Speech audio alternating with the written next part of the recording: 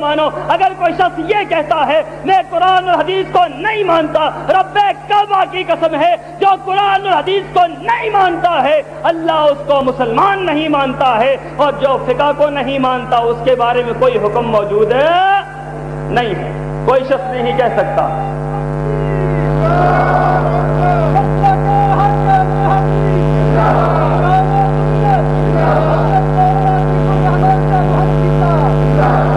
خدا کی قسم ہے اگر آج لوگ اس بدعت کو چھوڑ دیں، اگر آج لوگ اس بدعت کو کیا کریں.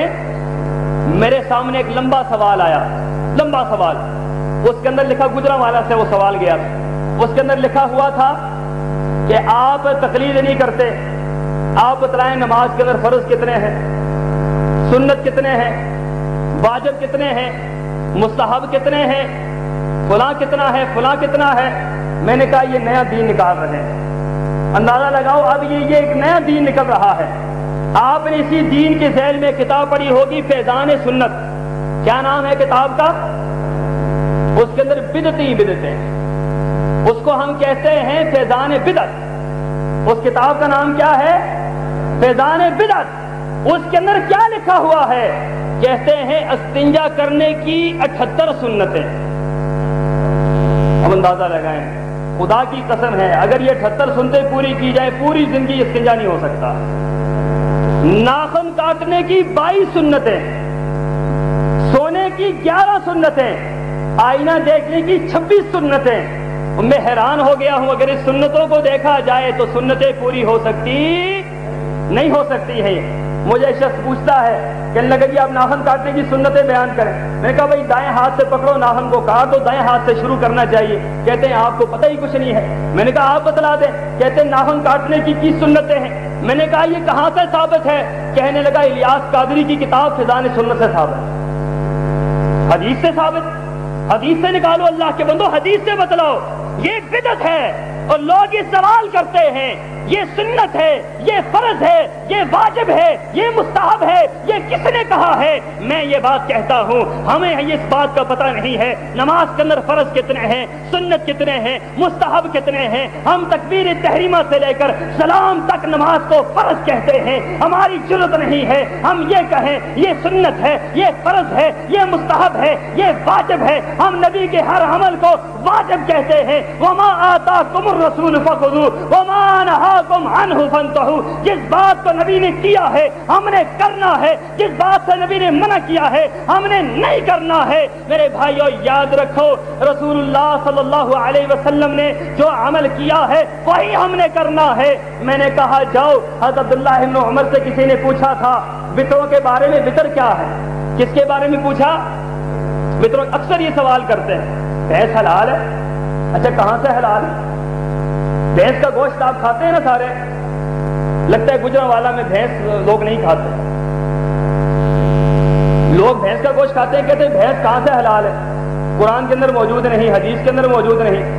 میں نے کہا چلو تمہاری بات مان لیتے ہیں، بھینس کا حلال ہونا قرآن کے اندر موجود نہیں، حدیث کے اندر موجود نہیں، تو تم نے کہاں سے نکالی ہے؟ تم نے کہاں سے نکالی ہے؟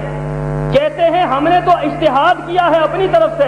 میں نے کہا ہمارا یہی اعتراض ہے جب تم اجتہاد کرتے ہو قرآن کو بھی الماری میں بند کرتے ہو، حدیث کو بھی الماری میں بند کرتے ہو، پھر اجتہاد کرنے بیٹھتے ہو.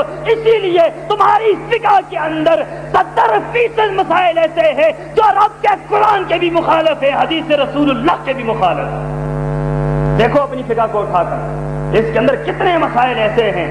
اسی بنیاد پر ہم کہتے ہیں تمہارا اجتہاد غلط ہے. اجتہاد کس کو کہا جاتا ہے؟ اجتہاد تو اس کو کہا جاتا ہے قرآن بھی سامنے ہو، حدیث بھی سامنے ہو، اس سے مسائل کو نکالا جائے. یہ کون سا اجتہاد ہے؟ قرآن کو بھی بند کرو، حدیث کو بھی بند کرو، مسائل لکھنے بیٹھ جاؤ. میں نے کہا پوچھتے ہیں یہ فرض ہے، سنت ہے، واجب ہے. میں نے کہا حضرت عبداللہ ابن عمر سے کسی نے پوچھا حضرت یہ وطر کیا؟ وطر کیا ہے؟ فرض ہے، سنت ہے، واجب ہے، مستحب ہے، کیا ہے؟ لوگ اکثر وطروں کے بارے میں سوال کرتے ہیں. حضرت عبداللہ ابن عمر نے کیا فرمایا؟ یہی اہل حدیث کا جواب. حضرت عبداللہ ابن عمر فرماتے ہیں اوتر رسول اللہ صلی اللہ علیہ وسلم واوترنا اللہ کے رسول وطر پڑھا کرتے تھے، ہم وطر پڑھتے ہیں، ہمیں نہیں پتا ہے کہ یہ فرض ہیں، سنت ہیں، واجب ہیں، مستحب ہیں۔ ہم نے آمنہ کے لال کو پڑھتے ہوئے دیکھا، ہم اسی وجہ سے وطر پڑھ رہے ہیں۔ یہ نہیں کہا کہ یہ کیا ہے کیا نہیں ہے۔ اللہ کے رسول رکوع کرنے پوچھے کیا ہے کیا نہیں۔ میرے بھائیوں، یہ ساری کی ساری باتیں اختراع شدہ ہیں۔ وقت کی سب سے بڑی بدعت امت کے اندر جو آج موجود ہے وہ تقلید کی بدعت موجود ہے، اور یہ بات یاد رکھو، خدا کی قسم ہے، میں ایسے مجمع بہت دیکھ رہا ہوں، پاکستان کے تمام شہروں میں نے ایسے مجمع دیکھے ہیں۔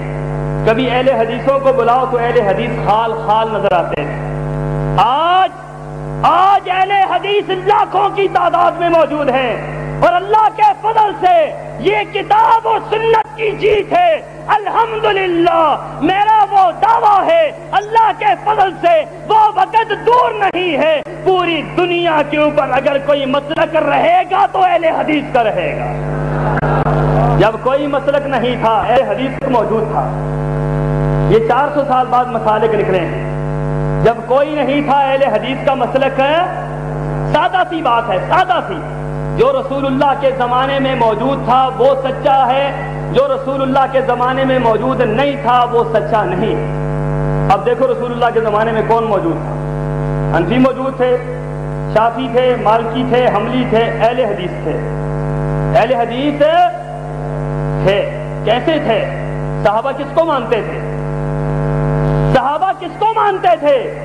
قرآن اور حدیث کو مانتے تھے۔ تابعین قرآن اور حدیث کو مانتے تھے، تبع تابعین قرآن اور حدیث کو مانتے تھے۔ وہ سارے کے سارے اہل حدیث تھے۔ نبی کے زمانے میں لوگ اہل حدیث تھے، صحابہ کے زمانے میں لوگ اہل حدیث تھے، تابعین کے زمانے میں لوگ اہل حدیث تھے، ائمہ کے زمانے میں لوگ اہل حدیث تھے۔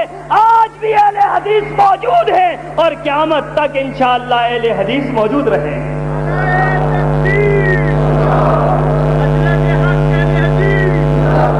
اور میرا ایک تجربہ ہے، دوسرے مسالک کا مطالعہ کرنے کے بعد ایک تجربہ نکالا، وہ میں ہر جگہ کہتا ہوں۔ علامہ احسان اللہ ظہیر نے فرمایا تھا یہ صدی کس کی ہے، لیکن میں یہ بات ایک اضافے کے ساتھ تھوڑا سا کہتا ہوں کہ زندگی اہل حدیث کی زندگی، خدا کی قسم ہے، گجرانوالہ کے رہنے والوں، یہ آج اس کانفرنس کا پیغام ہے۔ اس کانفرنس کا منبع اور نچوڑ یہ ہے کہ زندگی اہل حدیث کی زندگی ہے، جینا اہل حدیث کا جینا ہے، مرنا اہل حدیث کا مرنا ہے۔ اگر اہل حدیث نہ ہوتے پتہ نہیں کس دربار کی مٹیاں چاٹ رہے ہوتے، اگر اہل حدیث نہ ہوتے پتہ نہیں اپنے سینوں کو کیسے زخمی کیا ہوا ہوتا، اگر اہل حدیث نہ ہوتے کس امام کی تقلید کو فرض کہہ رہے ہوتے۔ اللہ کا شکر ادا کرو، اللہ نے اہل حدیث بنایا ہے۔ مجھے یہ بات کہنی پڑے گی، زندگی اہل حدیث کی زندگی ہے، جینا اہل حدیث کا جینا ہے، مرنا اہل حدیث کا مرنا ہے۔ اللہ سے دعا ہے اللہ ہمیں پکا اور سچا اہل حدیث بنا دے، اللہ سنتوں پر عمل کرنے والا بنا دے، اللہ بدعتوں سے بچنے والا بنا دے۔ وآخر دعوانا الحمدللہ۔